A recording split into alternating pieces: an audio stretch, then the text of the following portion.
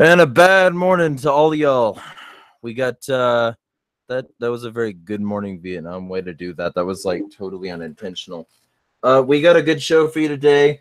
We're gonna start by discussing the Tommy Robinson bail situation, but before that, let's get into fucking housekeeping, blah blah. Um, this is brought to you by Brave, the ad-resistant, tracker-resistant browsing experience. It's also brought to you by Cash App, the Federal Reserve note and Bitcoin wallet that comes with a Visa card, and Liberty mugs that you can use to consume fluid while also pissing off your co-workers.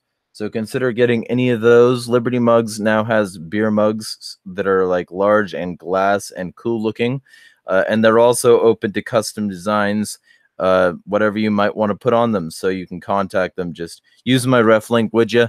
Because if you use it, it'll put a little cookie in your browser that says, "Hey, this guy pissed you off one time, and he also made you think." So if you get a drink, you'll get it in his honor. And depending on who you're talking about on this channel, it will definitely support us. Because we're pretty much all dudes here, so whatever. Which might change at some point, but either way, let's get into that fucking Tommy Robinson story while my caffeine kicks in, because I'm fucking drinking water right now. Sounds good. So let's start off with the BBC. Tommy Robinson bailed after a Court of Appeal win on the 1st of August. Former EDL leader Tommy Robinson has been released on bail after winning an appeal against a contempt of court finding. The 35-year-old admitted the charge and was jailed in May for for filming outside Leeds Crown Court during a trial. At the Court of Appeal, Lord Chief Justice Lord Burnett ruled the case be reheard. There had been technical flaws by the judge who jailed him. Robinson's solicitors said everyone has the right to a fair hearing. The far-right activist from Luton was not present for the ruling in London and was released from his 13-month sentence being served in Onley Prison near Rugby just before 3:30 British summertime. By the way, watch for those sorts of things, like, y'all, when you hear this new kind of news, because they prime you. They say like far right or alt right or something like that. When they mean conservative. Well, I mean, he is far right technically, but that's largely superfluous to why he was arrested. Mate, technically, we're everybody that isn't a left-wing communist progressive is far right. That's part of the problem with the term. Well, just in general, it's far too broad.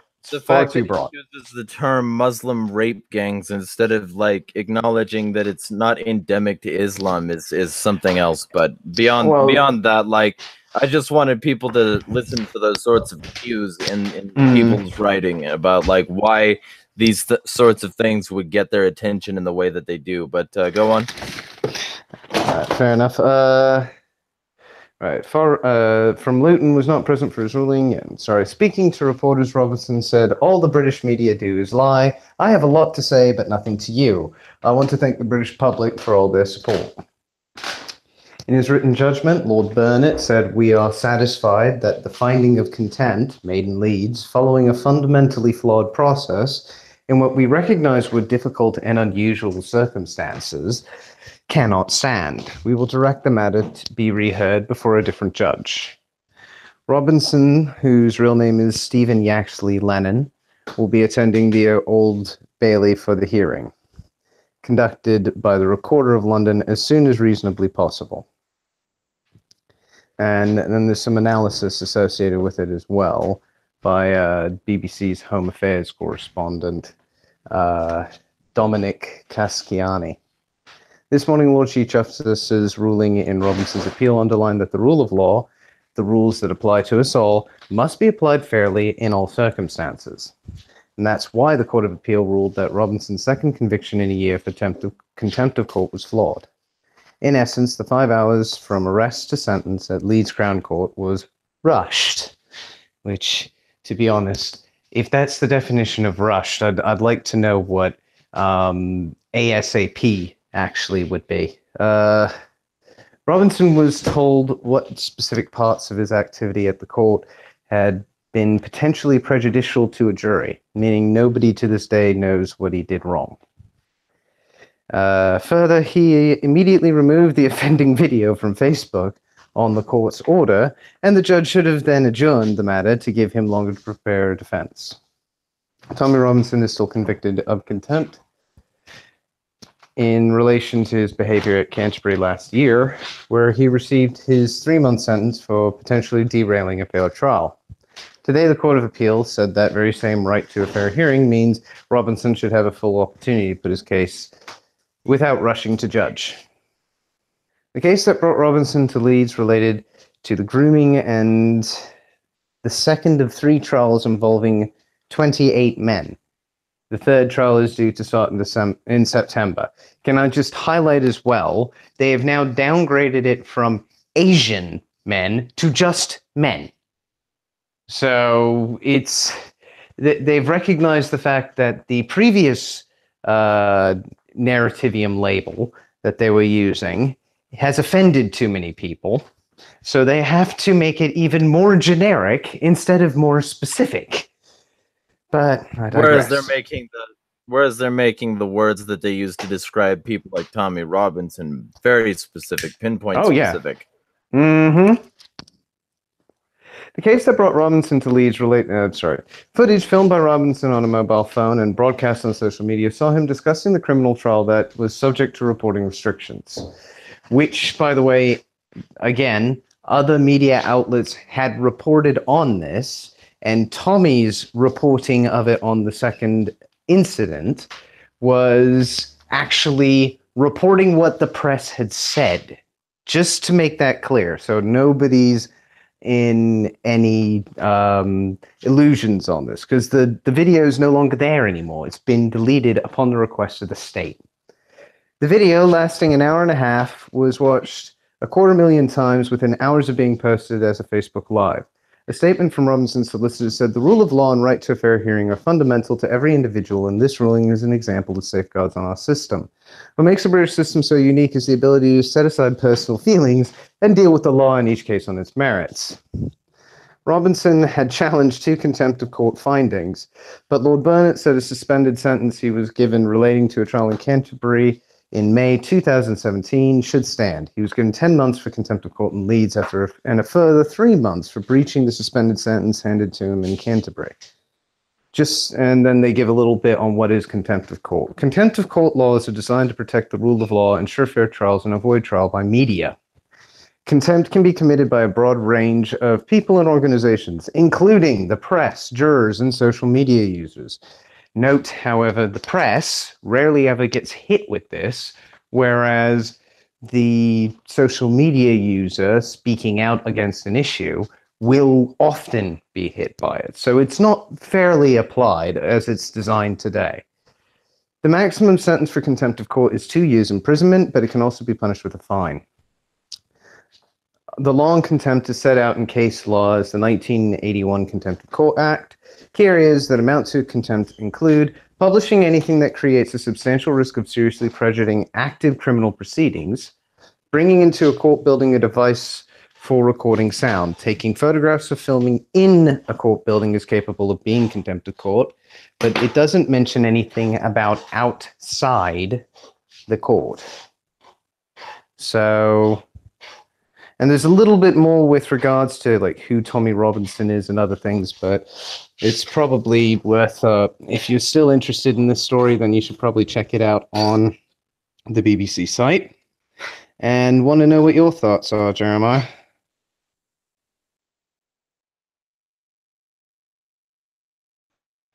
Well, my first thoughts are Google should get better buttons for this fucking thing. My second thoughts are I'm going to be very glad when I get a better streaming system for this sort of thing. And my third thoughts are that fucking this is just real good evidence that you shouldn't have press like restrictions at all.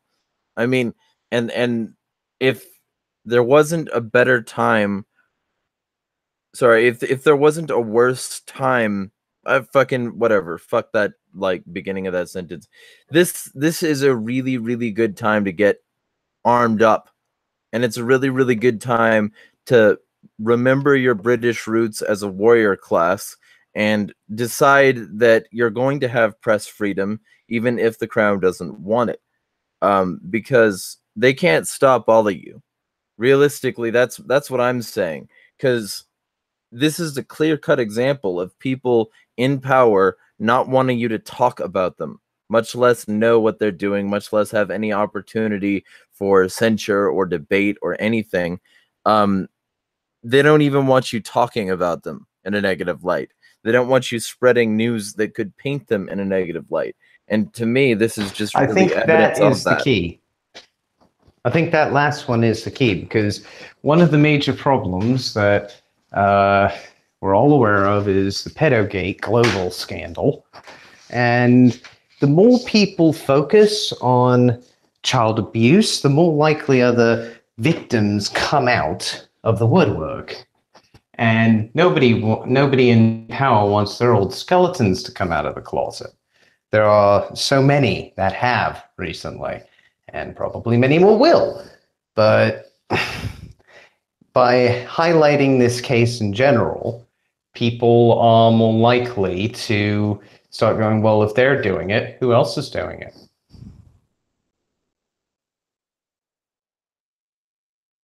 Well, and beyond that, like it's also hugely likely that, and this is coming from somebody who's looked into this sort of thing quite a bit. It's hugely likely that there are people involved in all segments of power that bring these sorts of people over in exchange for X, Y, and Z. Like they get these sorts of people on the boats, on like on the overloaded transports, and they get them there because there's something in them that the immigrants can be used as a distraction from, like smuggling drugs, like smuggling, small children, like smuggling fucking documents or metals or anything, really. Because once you start getting these sorts of people migrating across the border en masse, you get a massive, profitable security state at home, and you get a massive potential for using the sorts of people that go through there as a way to import a bunch of things into your country that wouldn't otherwise be there, because your country would have a strong ass security state if the fucking corrupt officials weren't corrupt officials. So the whole thing seems like it's designed to do what it does, and they don't want people to start looking at what the blueprints had laid out. That's as far as I can see, because it's intentional. There's no way that they don't know about this, and there's no way that somebody in power wouldn't have thought, well, gee, it's either be called a racist or have my entire country destroyed. So either they're megalomaniacs who want nothing more than their people to adore them regardless of whatever happens, or they're fucking traitorous, evil people that want their people in the dark so they can't see what the systems are really designed for. Or there's a funding issue that's being very nicely obfuscated, because one thing that most people don't realize is there's a lot of money in mainstream media that comes from Saudi Arabia, which is a Wahhabist country, and any money that comes out of there basically is in some way, shape, or form associated with the Saudi royal family. As such, the likelihood of, shall we say, favorable reporting and with regards to specific religions, which shall remain nameless, and unfavorable reporting to other religions is highly likely. In fact, there is also that ever-present statement of converting a religion into a race, which is particularly prevalent when it comes to Islam, and people being afraid of being called, quote, racist for being anti-Islamic. Now, you can claim that you're anti-religious, but to claim that Islam is Islamism or Islam is a race is a complete misunderstanding of what the term Islam means. But that's just my view on things. I like to use the dictionary to define things, not my feelings. Well, and on that level, on the level of Middle Eastern politics, that slides nicely into this next topic, which I wanted to bring up. We got antiwar.com again. Common enemy: why Israel is embracing fascism in Europe. Hungarian Prime Minister Viktor Orban visited Israel on July 19, where he met Israeli Prime Minister Benjamin Netanyahu and other officials. Orban's visit would have not required much pause, except that the Hungarian leader has been repeatedly branded for his often racist, anti-Semitic remarks. So why is Orban winning and dining with the leaders of the so-called Jewish state? The answer does not pertain to only Orban and Hungary, but to Israel's attitude toward the rapidly growing far-right movements in Europe as a whole. Netanyahu and Zionist leaders everywhere are not just aware of this massive political shift in European politics, but are, in fact, working diligently to utilize it in Israel's favor. On his visit to Israel, Orban asserted that Hungarian Jewish citizens should feel safe in his country. An odd statement, considering that it was Orban and his party that deprived many Jews and other members of minority groups of any feeling of safety. Still, Netanyahu has welcomed Orban as a true friend of Israel, and Orban called on his European counterparts to show more support for Israel. Mission accomplished. Netanyahu had visited Budapest in July 2017, but that supposedly historic visit did nothing to change Hungary's official discourse, dotted with racism and anti-Semitism. In fact, in March 2018, Orban derided Jews, focusing his criticism mostly on Jewish financiers and such as George Soros. At an election rally campaign, Orban said, "We are fighting an enemy that is different from us, not open but hiding, not straightforward but crafty, not honest but base, not national but international, does not believe in working but speculates with money, does not have its own homeland but feels it owns the whole world." It is well known that Israel and Zionist leaders are quite selective in manipulating the definition of, quote, anti-Semitism to serve their political agendas. But Israel's attitude toward the racist far-right movements in Europe takes this truth to a whole new level. Indeed, the, quote, special relationship between Netanyahu and Orban is only the tip of the iceberg. For years, Netanyahu's Israel has begun flirting with radical right movements in Europe. The unmistakable Israeli strategy, of course, has its own logic. Israeli leaders feel that Europe's move to the far right is irrevocable and are keen to benefit from anti-Muslim sentiment that accompanies this shift as much as possible. Moreover, the EU's resolve to label illegal settlement products and refusal to heed calls for moving their embassies from Tel Aviv to Jerusalem is pushing Netanyahu to explore these new routes.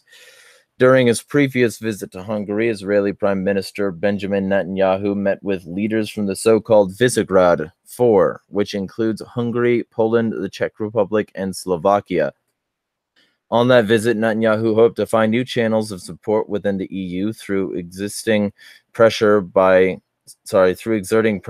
using his newfound allies in these countries. In an audio recording obtained by Reuters, Netanyahu chastised Europe for daring to criticize Israel's dismal human rights record, illegal settlement policies, and military occupation. "I think Europe has to decide whether it wants to live and thrive or whether it wants to shrivel and disappear." Netanyahu's arrogance is unbridled, especially as the censure is emanating from a leader who represents an ethno-nationalist state, which has just recently canceled any reference to democracy in its newly issued Jewish nation-state law. The new basic law defines Israel by an ethnic identity, not by any democratic values. Netanyahu is now closer to Europe's far-right racist groups than to any liberal democratic model. Thus, the ongoing flirting between Israel and these groups. In fact, the term flirting is itself an understatement, considering that Israel's ties with far-right neo-Nazi and fascist parties in Europe involve high-level political coordination and, in the case of the Ukraine in particular, the actual supplying of weapons. Human rights groups recently petitioned the Israeli High Court to stop Israel's export of weapons to neo-Nazi groups. The Israeli far-right Embrace almost touches every single European country, including Italy and Germany, whose history of Nazism and fascism has wrought death and misery to millions. In Italy, the connection between Italian far-right parties and Israel goes back to the early 2000s, when post-fascist leader Gianfranco Fini labored to rebrand his movement. Initially, Fini was the leader of the Movimento Sociale Italiano, Italian social movement, which saw itself as the heir to the fascist party. The rebranding of the party required a trip by Fini to Israel in 2003 after changing the name of his movement to the National Alliance. Interestingly, in his highly touted visit, Fini was accompanied by Amos Luzzatto, the head of the Italian Jewish community. Unsurprisingly, far-right leader Matteo Salvini, Italy's current interior minister, went through the same political baptism by Zionist Israel as Orban and Fini also did, by paying a visit to Tel Aviv in March 2016 to launch his political career and by declaring his undying love for the Jewish state. The same scenario is being repeated in Germany, where the far-right party Alternative for Germany, AfD, which would be Alternative for Deutschland, for those of you who don't know that Germans don't call themselves Germans, has risen in ranks to the point that it nearly toppled a government coalition led by Chancellor Angela Merkel. AfD has more in common with Israel than the common anti-Muslim and anti-immigrant views. The party, which is derided for anti-Semitic, xenophobic views redolent to the Nazis, is also staunchly supportive of Israel, reported the Times of Israel. Last April, the anti-Muslim, anti-Semitic German party enthusiastically began a campaign pushing for the recognition of Jerusalem as Israel's capital, despite Merkel's views to the contrary. The story, however, does not end there. What began as Israeli flirting with far-right fascist movements is now Israel's official policy toward Europe. The same story with different actors and names can be found in Austria's Freedom Party, FPÖ, Belgium's Vlaams Belang, Flemish Interest, and virtually everywhere else. It remains to be seen how Israel's embrace of fascist Europe will bode both for Israel and European Union. Will the EU shrivel and disappear, or will Israel finally be exposed for what it truly is, an ethno-nationalist state with no interest in true democracy in the first place? That was by Ramzi Baroud. So that's an interesting, because every time you start to realize that these sorts of institutions are sort of stratifying in a very fascist way, you start to realize where the money's actually going and why it's going where it's going, and the fact that, hey, we haven't had a world war in about a decade, so why not have this sort of thing happen again, where fascist powers mount and then suddenly there's a new global enemy? So you might as well just have another war, you know? It does feel that way sometimes.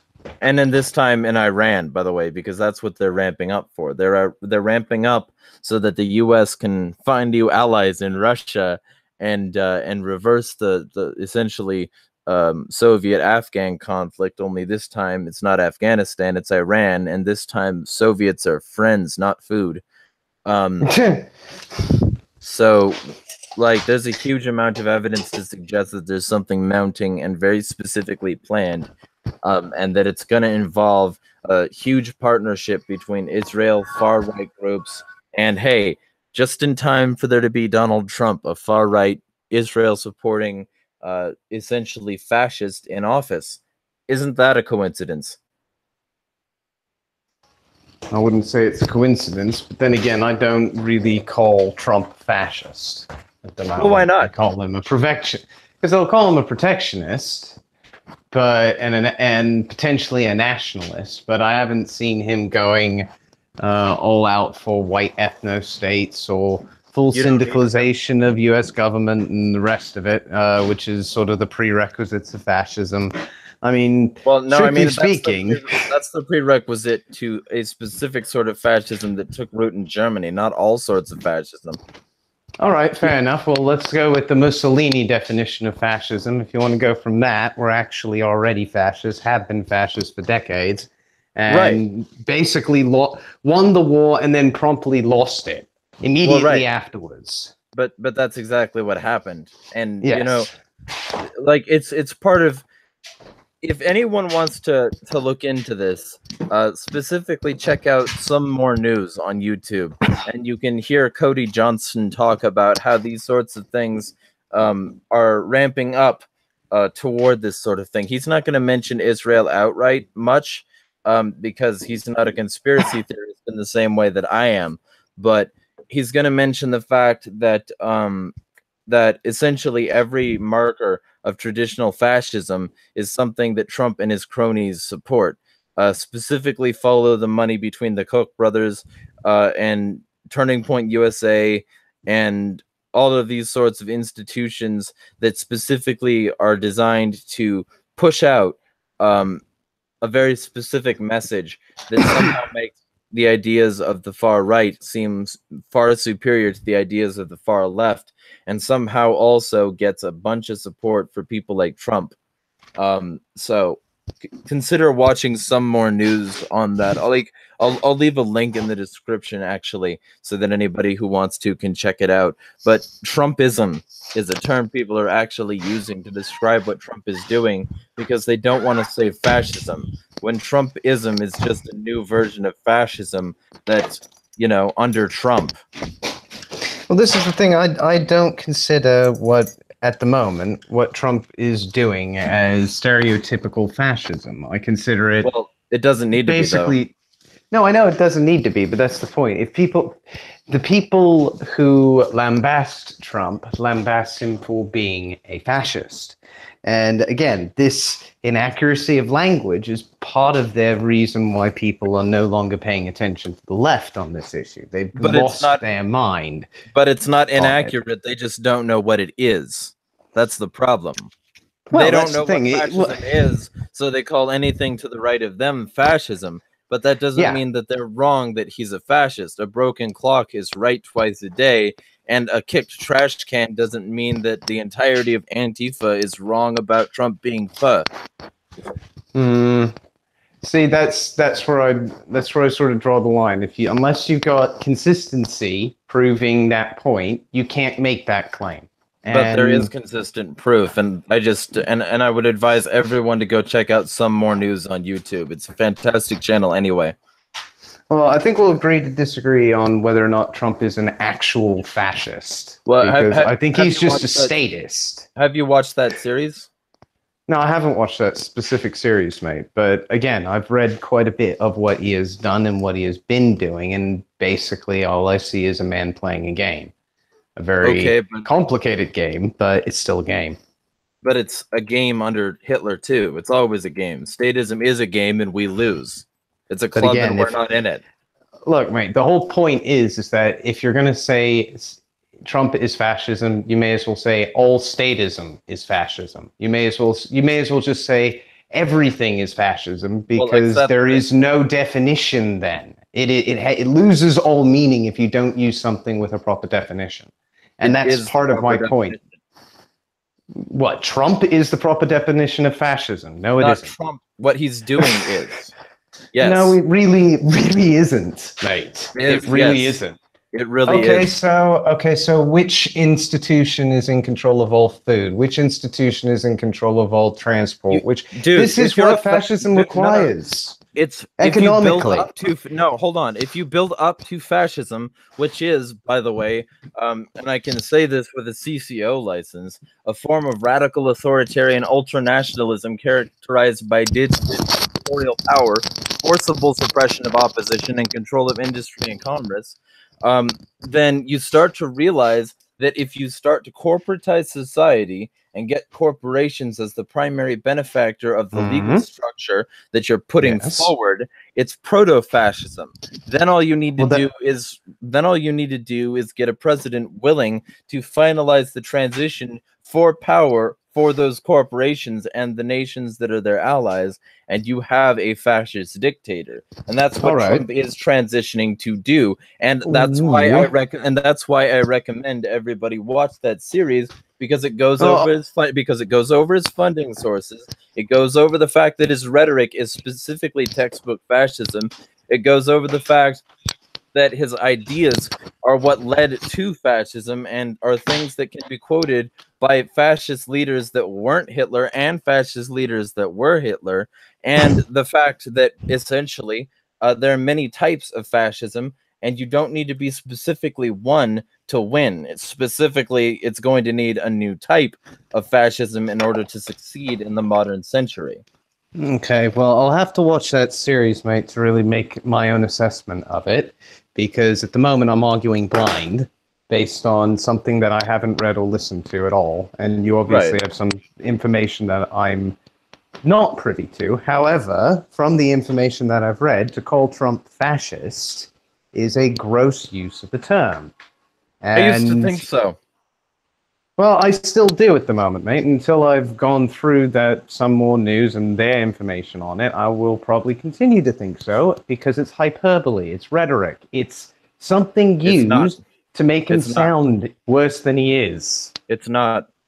And he is exactly as bad as I'm saying he is, if not worse.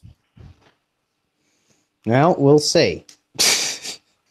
I'm going to respectfully disagree with you on this until I've reviewed that evidence, mate, because at this time, I'm not just going to accept that Trump's a fascist when all I've seen is people basically crying wolf for a year and a half over the issue and not providing any real evidence of fascism, just providing rhetoric. Right, so but there's plenty of real evidence there, so... Well, I wish they'd use that then. They do. So, on that level, though, let's go over that article you had on China. Yes, definitely. So, let's go. Where were we at? So I wanted to deal with something that was an unintended consequences episode, basically. So the unintended consequences of Tommy Robinson being they goofed massively, and now he actually has a lot more support and money to fight his case with. And the other one being, in this instance, China. China's two-child policy is having unintended consequences. Now, as some of you may know, China used to have a one-child policy, and they realized that that wasn't enough to really keep growth within their country going long-term, and also wasn't going to help them keep on the world stage. But it's also having unintended consequences. Reluctant to pay for multiple maternity leaves, companies are choosing not to hire young women. The one-child per couple policy was horrific for women in China. Many were subject to forced sterilizations or abortions. Newborn girls were killed, removed by family planning officials, or abandoned by parents desperate that their one permitted baby be a boy. Women from neighboring countries suffered too as victims of human trafficking. A skewed sex ratio made it more difficult for young men to find Chinese wives. So the government announced in late 2015 it was relaxing the policy after 35 years. It was good news. Yet the two-child per couple policy that replaced it may bring different kinds of problems. For a generation, the government assured women that one is enough and that, quote, late marriage and late childbirth are worthy. Now, state media urge them to marry while still in university and remind them that older mothers are more likely to have babies with birth defects, notes Lita Hong Fincher, an author and academic. Officials are encouraging childbirth because they worry that the fertility rate has sunk well below 2.1, the level required to keep the population stable in the long term. They fear a shrinking population will hamper economic growth. The birth rate increased slightly in 2016, but fell again last year. Rumors suggest the two-child policy could be itself tossed out soon, allowing couples to have as many kids as they like. Families would doubtless appreciate less meddling from the government, but the reform is unlikely to produce very many more babies. Many couples do not want more children because they cannot afford to pay more for housing, healthcare, and education. Decades of being told that small families are glorious has not helped. Helen Gao, a 30-year-old writer who works at China Policy, a think tank in Beijing, says that having one child has become an ideal in China. just as some Americans regarded a couple with 2 children and a dog as the perfect-sized unit. Loosening of family planning rules is also creating new problems for women. In the past, bosses knew that female staff would take paid maternity leave only once.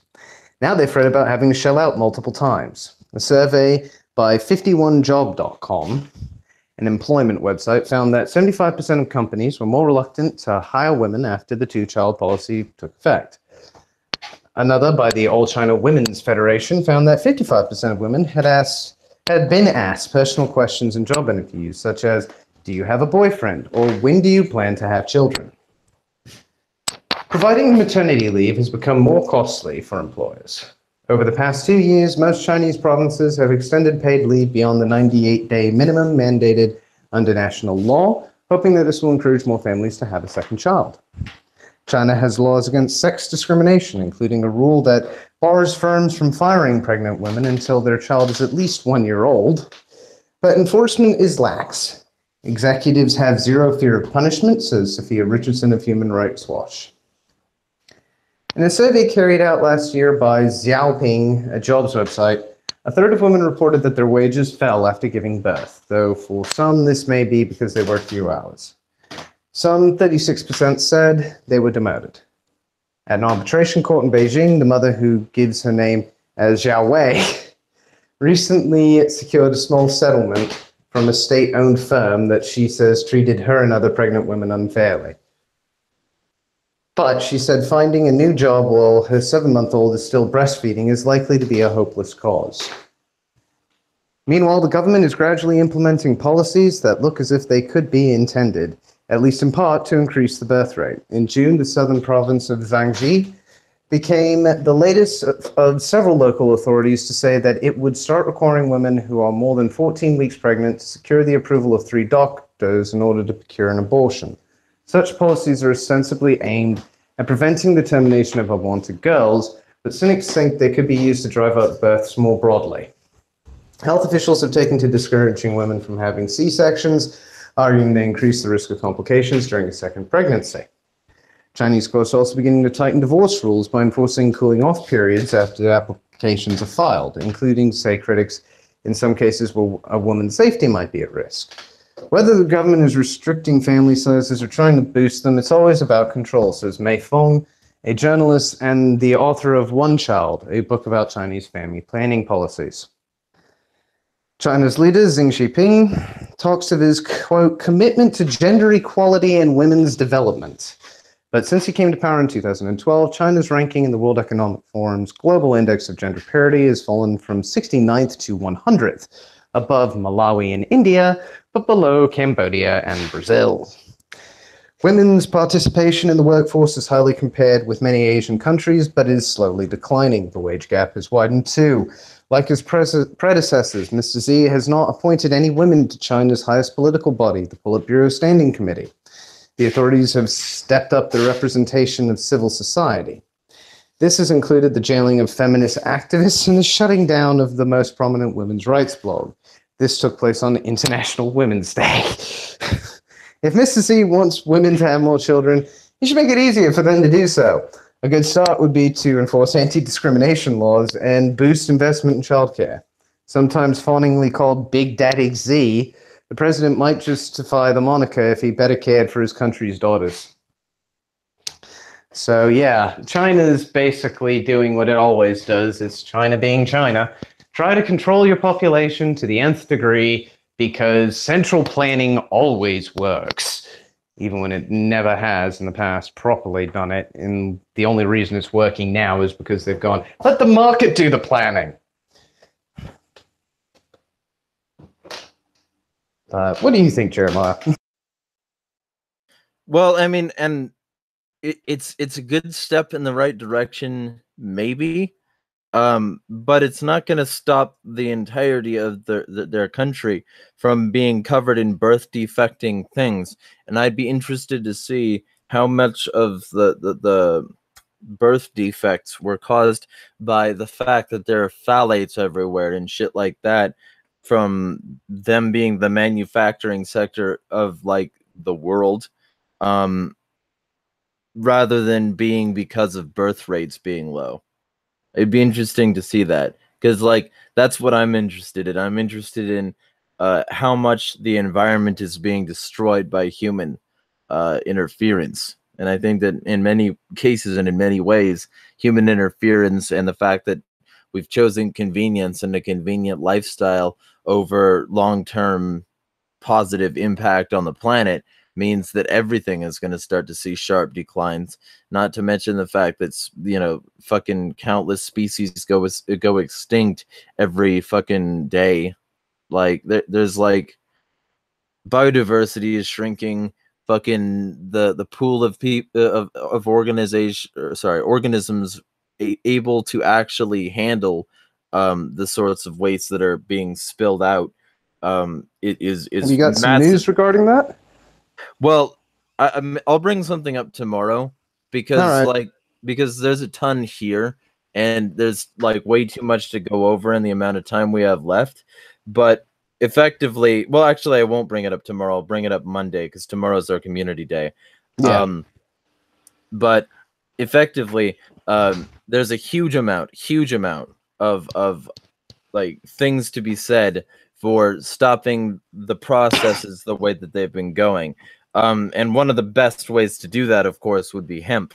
Even though their plastics aren't usable for everything, their plastic, the like hemp plastic is usable for a huge percentage of what is there. Sort of like, you know, the fucking straw thing in California. Like, Yeah.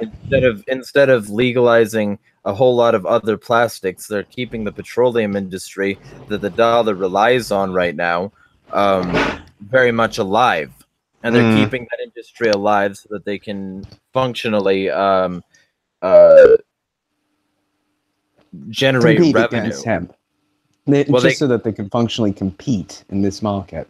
I mean, partially, but like if you look at the straw ban as what it is, and a hugely ineffective, unenforceable piece of trash, when you do get those sorts of enforcements happening, and when you do get these sorts of people getting either jailed or heavily fined for handing out a straw unsolicited, you're going to start to see a whole lot of people throwing money at the government and, you know, paying to get the fines reduced, but still paying for those fines in the first place. And the government's going to make a huge amount of money, more money I thought than it was jail time.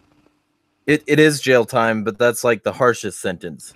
And so, like, I think the fines are up to $1,000 for handing out a straw, if you're caught doing it repeatedly. Oh, Jesus. And so this is a revenue generation attempt, like as far as I can tell, that's all it is. That's a fair assessment, I'd say. And so, like, they're not going to throw a bunch of people in overcrowded jails for straws.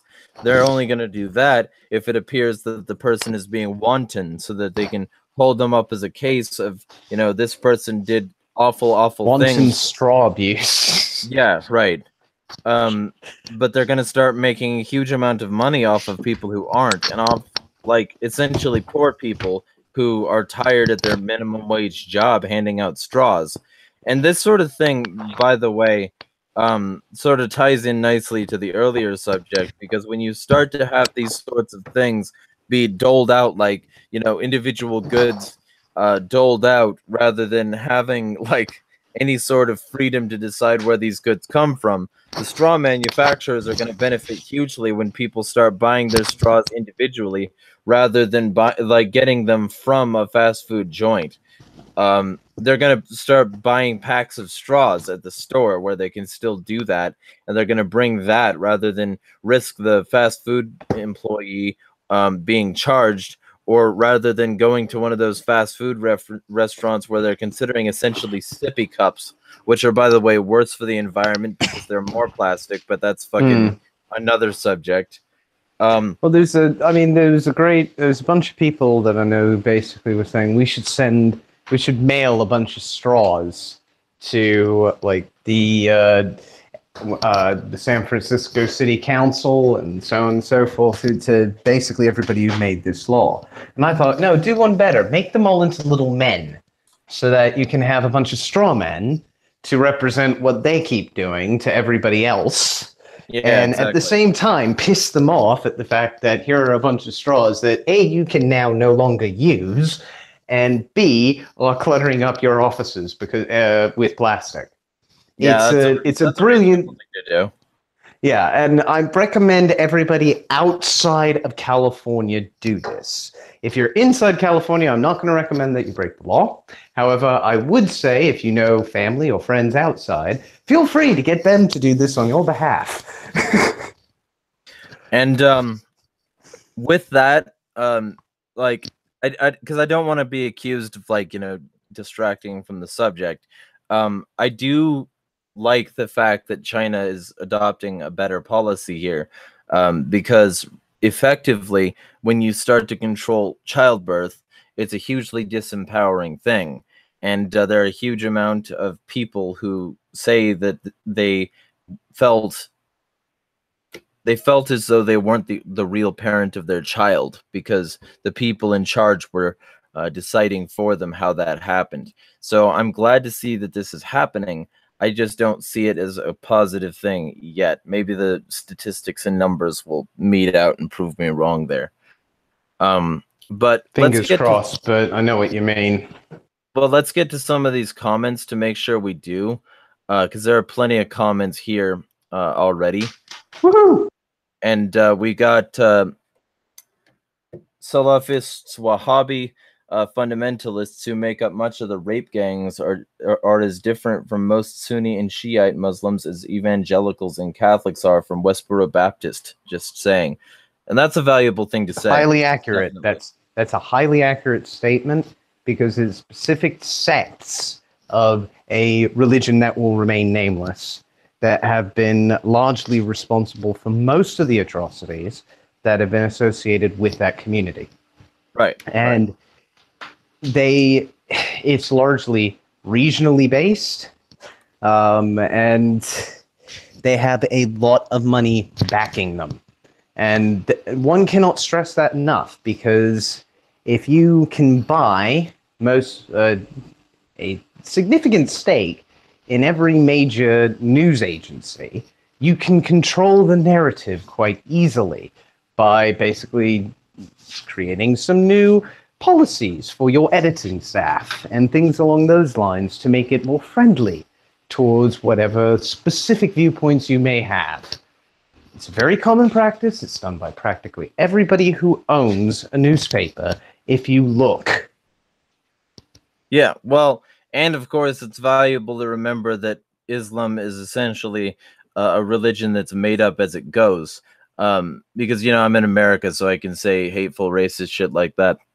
And if you have a bunch of modern prophets that change essentially how Islam works to be a modernization, it could be a fantastic thing for world peace. But if you have a bunch of people who are just trying to modify it for their good, that's not going to end up well at all. Nah, it never does, unfortunately. So there's that, and then there's also a quote. I don't remember who it's from, but there's a quote from somebody in the chat here. Like, and I'm saying I don't remember who it was because when they listed who it was from, they listed a name that I can't actually find. No. But I remember hearing this before. I think it might have been Sowell, actually, but he says Max for some reason. But he said, if you allow nominal private property but impose government control, it's called fascism. Fascism is the system of government that cartelizes the private sector, centrally plans the economy to subsidize producers, exalts the police state as the source of order, denies fundamental rights and liberties to individuals, and makes the executive state the ultimate master of society. So, yeah, it does seem very Trumpist. Well, I'd say that could be applied to almost any American president since, pre one that it wouldn't affect. Well, okay, and like you cut out a little bit there, but like Obama signed less, I think, executive orders, if I remember correctly, during his entire presidency than Trump already has. I mean, it's I don't and know how Obama, many he signed, but I know he beat Bush. Let's put it that way. well, right, Very but quickly. Trump is already beating him very quickly, and in this sort of way, it's sort of ramping up. And if you think of fascism as strictly far right, and if you think of it as strictly a movement of essentially neo-reactionaries, then yeah, it can seem like I'm being exaggerative. But if you start to think of fascism as essentially a reaction to progressive and liberal ideals, then both Obama and Trump qualify, and so True. does Bush. They're And just Clinton. they're just different levels of the same thing ramping up. And if you start to look at each presidency as another iteration of the elite's agenda, it makes a shit ton of sense. So that's the reason I brought up what I brought up, especially given the fact that it effectively, like, more and more government and the quote private sector are in bed with one another and having large amounts of children, unlike China. So there's a huge amount of things to be said for just calling a duck here and saying that presidents are fascist and have been fascist because fascism works. It is an argument. And I won't deny that if you're going to call Trump a fascist, you have to call every president practically, as I said, for the past 50 years, at least, possibly the past century, a fascist. And, well, right, but see, that's the thing. They can get you thinking that if you get rid of Trump, you can get rid of fascism, and that's the mistake.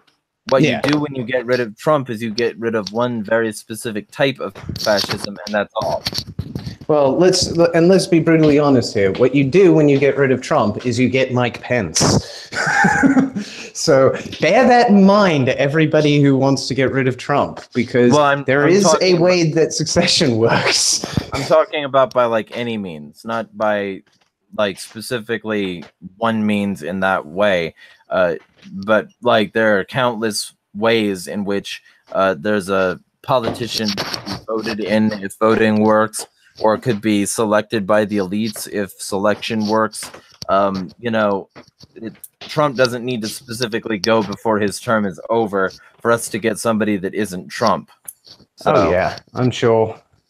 And there are a number of ways that you can nobble a man after the fact. And just to be clear, we're getting another 4 years of Trump. It's happening. And I've been saying this for a while now. There is no way that this is not happening. And there's going to be some sort of cementing event that makes him seem real presidential, and that there's going to be an enemy to this sort of like fake Trump peace train that's been rolling through the world. And there's going to be a bunch of people who benefit from that in a very specific and static way. Yep, and there may be a bunch of other people who benefited from tangential ways, and those might include us in some cases. I have a significant suspicion some crap may wind up really hitting the fan in a few months' time. Some friends have basically been looking at their own sources, some of which are in the intel community, and then basically highlighting the parade that's planned in November has an ulterior objective underneath it. Because apparently he's planning some massive military parade in around November, if I'm not mistaken. And I mean, you name it, there's something going on, and there's a lot of unusual activity, shall we say. Right. And I've still been following the Rod Rosenstein / DOJ FBI scandal investigations that are going on. Let's put it this way. It's not looking good for the predominant narrative right now, simply because things like the Manafort trial, Well, Rosenstein was the one who actually absolved them of any wrongdoing. So to now say he committed wrongdoing after the fact, 7 years later, when he's already been completely cleared of it by the person now accusing him, seems a bit odd, to say the very least. Sam, okay, and just a couple more comments in the chat. Sam Warner's posting a quote from Mussolini, and it's all within the state, nothing outside the state, and nothing against the state. Sam Warner says, he also said, the keystone of the fascist doctrine is its conception of the state, of its essence, its function, and its aims. For fascism, the state is absolute, individuals, and groups relative.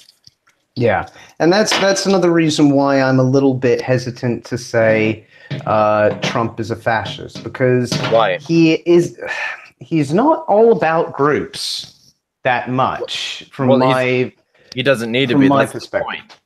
That's the point of Trump, is that his form of fascism is specifically designed to hold up the state, and specifically what elements of the state will allow him to keep skirting the emoluments clause. Well, as I said, the Mussolini definition for me doesn't fit well that's from an American perspective. Unless you're classifying everybody under this doctrine. But the Trump in particular, he's done things to try and, like the executive orders you mentioned, many of those were actually done to counteract a number of other executive orders that were done by previous administrations. And nullifying orders are not that commonly used by presidents unless they absolutely hated the guy before. Now, let's be fair. Trump hated the guy before. I'm not saying he didn't, and he probably would quite happily go, right, anything, if he could do an EO, anything the previous administration passed is now rescinded. If he could do that legally, he probably would have by now. But he can't. So he's having to do all of these other tricks. I know that there's one EO that basically commands the government to use the most discretion possible when dealing with anything to do with a U.S. citizen. So if there's any way that an American could be considered, oh, this is innocent, they are supposed to now use that view of the citizenry. That's not something that I would expect from a fascist. It might not seem like that, but it also might just be a morale booster for the people he, calls the constituency. I mean, realistically, that's an attaboy. They're already supposed to do that, theoretically, by being representatives of the people. This seems like lip service to me. It could well be. That's the thing. It's hard to say when it comes to Trump. And this is what I refuse to predict him. I refuse to call anything on this until I start seeing something more tangible.